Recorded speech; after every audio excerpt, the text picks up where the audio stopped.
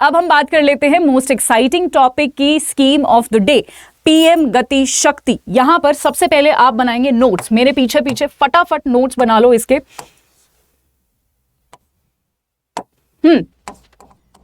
PM गति शक्ति, notes बनाना भी मैं सिखा देती हूं आपको। पीएम गति शक्ति, ठीक है। तो सबसे पहले ये किस चीज के लिए है जी? ये है जी इंफ्रास्ट्रक्चर को डेवलप करने के लिए, ठीक है। शॉर्ट हैंड नोट्स बोलते हैं इनको जब हम शॉर्ट फॉर्म्स लिखते हैं, बट याद रखना आपकी शॉर्ट फॉर्म सिर्फ आपको पता होना चाहिए। ऐसा नहीं है शॉर्ट फॉर्म लिख दो, 6 महीने बाद जब रिवाइज करने हो तो खुद को ही नहीं पता कि ये इंफ्रा का क्या मतलब होता है, ठीक है। तो आपकी शॉर्ट फॉर्म आपको पता होना चाहिए, है ना। उसके बाद यहां पर जो है 16 मिनिस्ट्रीज, 16 मिनिस्ट्रीज को जो है यहां पर ऐड किया जाएगा, या वो एक ही प्लेटफॉर्म पर आएंगी ताकि सिंक्रोनाइजेशन हो। कोई भी इंफ्रास्ट्रक्चर का काम हो रहा है उसमें जो है यहां पर सिंक्रोनाइजेशन हो। तो बेसिकली तो ये है जी 2 ही इसके कंपोनेंट्स, ठीक है। 4 भी नहीं है इसके, तो 2 ही कंपोनेंट्स है। बहुत आसान स्कीम है बट बहुत इंपॉर्टेंट है। तो हम जो है क्या करेंगे, अलग अलग 16 मिनिस्ट्रीज को ना एक प्लेटफॉर्म पर ले आएंगे, ठीक है। कि जी आप एक प्लेटफॉर्म पर आ जाओ, और अगर आप ना आपस में कोऑर्डिनेटेड रहो, जो भी देश में कहीं भी काम हो रहा है तो आपको ना आपस में कोऑर्डिनेटेड रहना है कि कौन सा इंफ्रास्ट्रक्चर कहां पर चल रहा है, कितना उसमें डेवलपमेंट है, कौन सी मिनिस्ट्री कहां पर पहला काम करवाएगी नहीं करवाएगी वगैरह वगैरह, ठीक है। सो कोऑर्डिनेशन दिखा के इंफ्रास्ट्रक्चर में डेवलप करो, इंफ्रास्ट्रक्चर का डेवलपमेंट करो। इंफ्रास्ट्रक्चर यानी आप जी रोड्स बनाओ देश में, आप रेलवेज बनाओ देश में, आप जितने भी तमाम चीजें हैं, ठीक है। इंटरनेट भी इसी में आता है, वो सारी चीजें आप करो, ठीक है। सो जैसे फॉर एग्जांपल पहले क्या होता था, आपने देखा होगा कि हमारे यहाँ पर कोई एक प्रोजेक्ट शुरू हो जाता है तो वो सालों साल खत्म नहीं होता। रीजन क्या है? रीजन है जी इसका कि कोऑर्डिनेशन नहीं है, पॉलिटिकल विल नहीं है, कई बार फंड्स की कमी हो जाती है, ये सारे रीजन है। तो एटलीस्ट एक कोऑर्डिनेशन को तो हम सॉल्व कर सकते हैं। तो मान लो एक छोटा सा एग्जाम्पल दे रही हूँ, आपके घर के सामने ना एक रोड बननी है, ठीक है। वो रोड बन गई है, ठीक है, बन गई वो, और आप तो बड़े खुश हो गए कि चलो रोड बन गई, बहुत सालों से ये बनना बाकी था तो बन गया। अगले हफ्ते आपने देखा वो रोड को उखाड़ रहे हैं, तो आप तो हैरान हो जाओगे कि एक तो ये बनी इतने सालों में, ऊपर से अब इसको उखाड़ रहे हैं। उखाड़ रहे थे, जब आप उनके पास गए, पूछे आपने पूछा उनसे कि क्यों उखाड़ रहे हो इसको, क्यों वो कर रहे हो, इतने सालों में तो बनी है। तो उन्होंने बोला कि इसके नीचे से ना एक सीवर पाइपलाइन बिछानी थी, वो हमने नहीं बिछाया, तो इसको फिर से हटा के ना हम सीवर पाइपलाइन बिछाएंगे। तो मतलब ये कितनी बड़ी बात है कि जहां पर आपका टाइम जाएगा, आपके रिसोर्सेज, मतलब सरकार के यहां पर रिसोर्सेज जाएंगे, सरकार का इंफ्रास्ट्रक्चर टाइम पे नहीं होगा, ठीक है, पैसा जाएगा, सारी चीजें तो जा रही है, यहां पर सारी चीजें तो वेस्ट हो रही हैं। तो अगर वो सीवर वाली जो भी मिनिस्ट्री है, रोड वाली जो भी मिनिस्ट्री है, उनके बीच में अगर एक कोऑर्डिनेशन होता तो ये क्या प्रॉब्लम आती? नहीं आती। वो पहले बोल देते कि जी हम इस इलाके में रोड बिछाने वाले, तो आपको जितनी भी पाइपलाइंस बिछानी है ना आप बिछा लो, फिर हम अगले महीने से हम यहाँ पर रोड बनाएंगे। ये होता है कोऑर्डिनेशन, ठीक है। सो एक कोऑर्डिनेशन जब रहेगा तो बेटर इंफ्रास्ट्रक्चर के जितने भी प्रोजेक्ट्स हैं वो ज्यादा हो पाएंगे और पूरे हो पाएंगे टाइम पे, ठीक है, जो कि बहुत इंपॉर्टेंट है हमारे देश के लिए, ठीक है। मैंने आपको ना पूरा क्रक्स बता दिया। अब यहां से ना कोई भी रीड यहां पर कर सकता है आसानी से। तो यहां पर जो है multi modal connectivity, multi modal का क्या मतलब होता है कि मान लो कोई एक सामान है, ठीक है, एक 100 किलो कोई भी सामान है, वो एक ट्रक में जो है भर के कहीं से चला, ट्रक में भर के चला, फिर वो शिप में उसको जो है क्या कर दिया, शिप में उसको डाल दिया गया, और शिप से जाके वो किसी दूसरी सिटी में चला गया, ठीक है। शिप से उसको जो है दोबारा उतारेंगे और हम फिर से उसको ट्रक में भर देंगे, ठीक है। ट्रक से हो सकता है उसको फिर हम रेलवे लाइन में पहुंचाए, ठीक है। वो ए सिटी से चला था, उसको पहुंचना है बी सिटी में, ठीक है। तो उसके लिए उसने शिप का भी यूज कर लिया, ट्रक का भी यूज कर लिया, यानी रोड का यूज कर लिया, वाटरवेज का यूज कर लिया, ठीक है, और यहां पर रेलवेज का यूज कर लिया, यानी अलग अलग मोड्स ऑफ कनेक्टिविटी उसने यूज कर लिए, और तब वो सामान ए से बी पहुंच गया। इसी को कहते हैं मल्टी मॉडल कनेक्टिविटी, ठीक है। और यही हमने पीएम गति शक्ति से डेवलप करना है, मल्टी मॉडल कनेक्टिविटी, ताकि हमारा एक्सपोर्ट कहीं भी देश में भी और देश से बाहर भी अगर हमने भेजना हो तो कोई प्रॉब्लम ना आए, ठीक है। अब मान लो यहां पर शिप ही नहीं है हमारे पास, कैसे जाएगा वो सामान? अब वो बोल देंगे कि जी आपको 1 हफ्ता वेट करना पड़ेगा, शिप नहीं है, 1 हफ्ता। अब कोई कोई ऐसे सामान होते हैं जो 2 दिन में खत्म हो जाते हैं, आप 1 हफ्ता वेट करवा रहे हो तो उसका तो वैल्यू ही गिर जाएगा, है ना।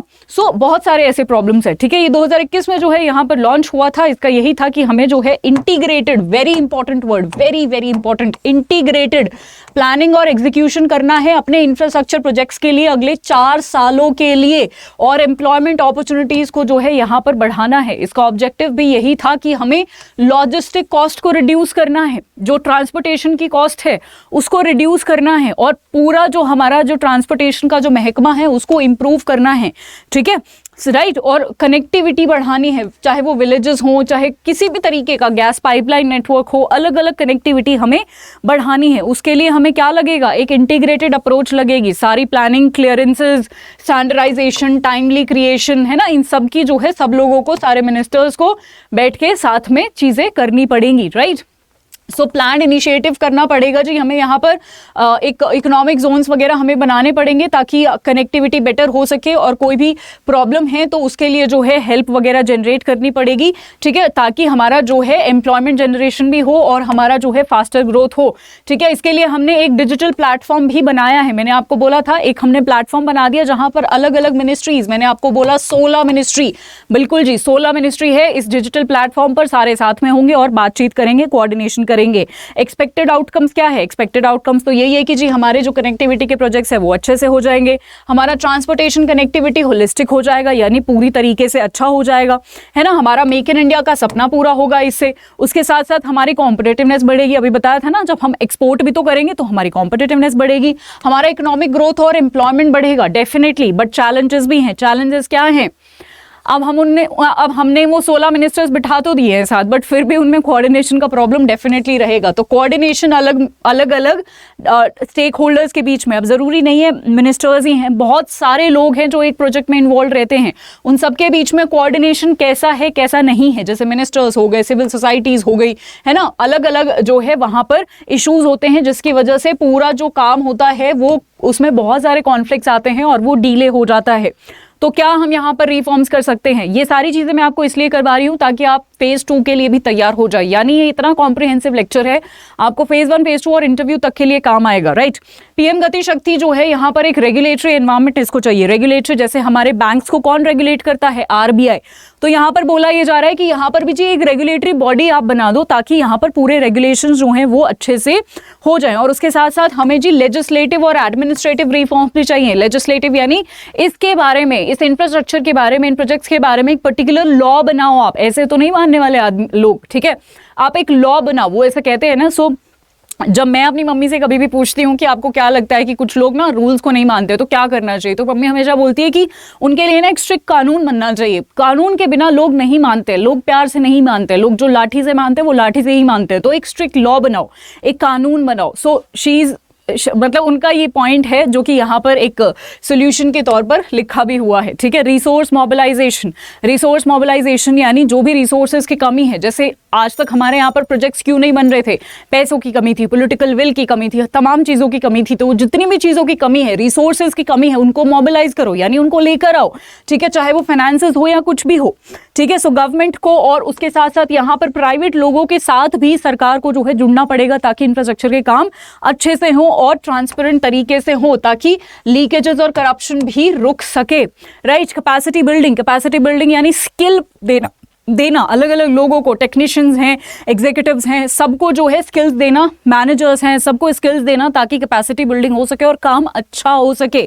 जितना आपके पास एजुकेशन होगी, ट्रेनिंग होगी, स्किल होगी, आप कोई भी काम बेटर तरीके से कर सकते हो, यही वो बात करी गई है। तो आप देख रहे हो कितने सारे सोल्यूशंस हैं, और फिर लास्ट में आपका एक वे फॉरवर्ड भी है जो आपको अक्सर अपने एग्जाम में लिखना होता है। सो यहाँ पर वे फॉरवर्ड यही है कि जी हमें एक विजनरी लीडरशिप चाहिए कि जी हमें पहले तो कोई भी, जब आप एग्जाम के लिए प्रिपेयर करते हो तो पहले ये डिसाइड करते हो ना आपको करना क्या है, तो वो विजन आपका क्लियर होना चाहिए। उसके बाद आपकी प्लानिंग, यानी कि मुझे इतने टाइम में ये सब्जेक्ट करना है, इतने टाइम में ये सब्जेक्ट करना है, पहले मुझे इस सब्जेक्ट को टारगेट करना है, फिर मुझे इस सब्जेक्ट को टारगेट करना है। ऐसे ही आप प्रिपेयर करते हो एग्जाम के लिए, तो ऐसे ही यहाँ पर एक स्ट्रेटेजिक प्लानिंग चाहिए, राइट। और उसके बाद डेफिनेटली एग्जीक्यूशन, प्लानिंग करने से कुछ नहीं होगा जब तक आप पढ़ोगे नहीं, तो एग्जीक्यूशन। तो ये सारी चीजें वही हैं जो आपके एक स्टूडेंट लाइफ में किसी भी एग्जाम को क्रैक करने के लिए काम आएंगी, राइट। और उसके साथ साथ मॉनिटरिंग का प्रॉपर जो है वो होना चाहिए, मॉनिटरिंग कैसी हुई है, प्रोग्रेस कैसी हुई है, परफॉर्मेंस कैसी रही है, ये भी जो है हमारा होना चाहिए। और एक अच्छा जो है कंड्यूसिव और रेगुलेटरी एनवायरनमेंट भी हमें प्रोवाइड करना पड़ेगा।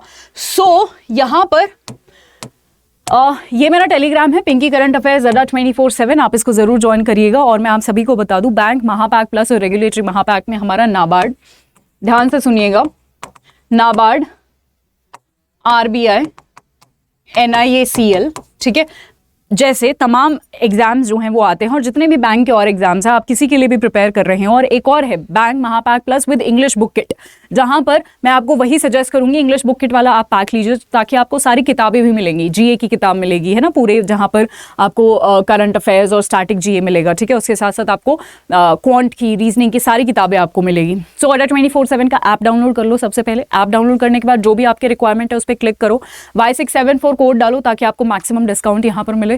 और फटाफट जो है इसको हम ज्वाइन कर लेते हैं। आज के लिए इतना ही। आई होप सेशन आपको पसंद आया हो। पसंद आया तो मुझे कमेंट सेक्शन में ज़रूर बताइएगा। Thank you so much. Bye everyone, take care.